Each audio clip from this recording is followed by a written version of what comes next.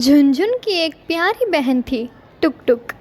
टुक टुक रोज़ college जाती थी, लेकिन रास्ते में कुछ शरारती लड़के उसे परेशान करते थे। एक दिन झुनझुन अपनी बहन टुक टुक के साथ बाजार से सामान खरीदने जा रहा था। रास्ते में वही लड़के मिले और टुक टुक के साथ छेड़छाड़ करने लगे। यह देखकर झुनझुन गुस्से में उन लड़कों के पास गया और बोला, मेरी बहन को क्यों परेशान करते हो? तुम सभी को शर्म आनी चाहिए। लड़के हंसने लगे और बोले, चल भाग यहाँ से, नहीं तो खुद पिट जाएगा। रात भर झुनझुन सो नहीं सका। अगले दिन झुनझुन अपनी बहन को बिना बताए पुलिस के पास गया, परंतु वहाँ किसी ने उस छोटे बच्चे की बात नहीं सुनी। झुनझुन अब निराश होकर सड़क के किनारे एक बेंच पर बैठ गया। तभी उसे टमटम की मोमोज पावर के बारे में याद आया। वह सीधा टमटम के पास गया और उसे सारी बात बता दी।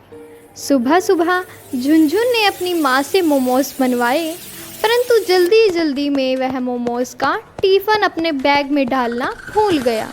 झुनझुन और टमटम उन लड़कों के पास पहुँचे। झुनझुन ने कहा, अगर दोबारा मेरी बहन को छेड़ा तो बुरा होगा। एक आवारा लड़के ने टमटम को पकड़ लिया।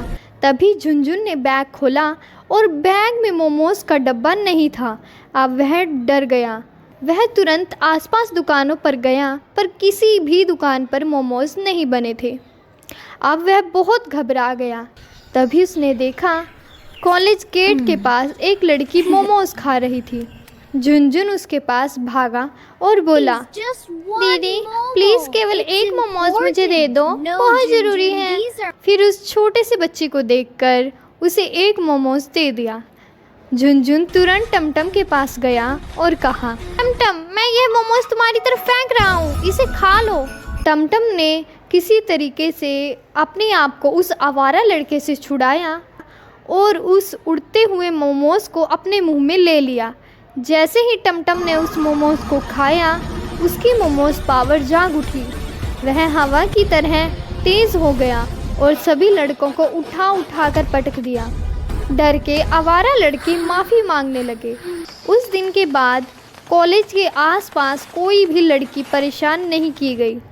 टुक टुक हैरान थी, पता नहीं वह सब कैसे सुधर गए। यह सुनकर टमटम और झुनझुन मन ही मन मुस्कुराने लगे। अगर आपको भी मोमोज पसंद है तो चैनल को सब्सक्राइब ज़रूर करें।